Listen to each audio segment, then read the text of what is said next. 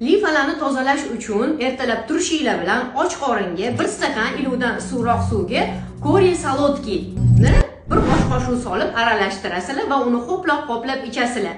2 stakan ichsanglar juda ham foydali bo'ladi va hozirgi ko'rsatilgan mashqlarimni bajarasizlar. Ikkinchi bo'lib limfa yo'llarini pampash qilib olamiz. Pampash qilib olamiz va shu harakatni bajaramiz. Oyog'imizni uchida turib tovonimizni tashlaymiz.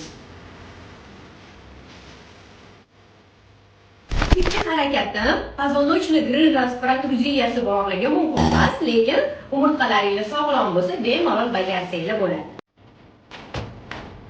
Shunaqa sakrashinglar ham limfalarni tozalashga zo'r yordam beradi. To'rtinchi harakatimiz bu vakuum juda ham limfani haydashga, ham qorinlarni yo'qotishga ham yordam beradi. Buning uchun sizlar chuqur nafas olib, qorninglarni ichiga yutib, ushlab turasizlar.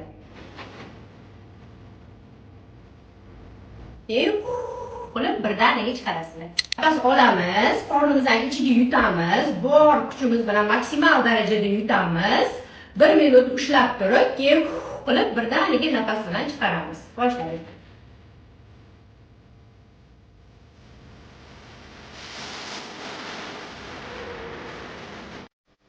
Harakatlar limfalarni tozalashga juda ham zo'r yordam beradi. Unumli foydalaninglar, yaqinlaringizga yuborib qo'yinglar. Sog'lom bo'linglar.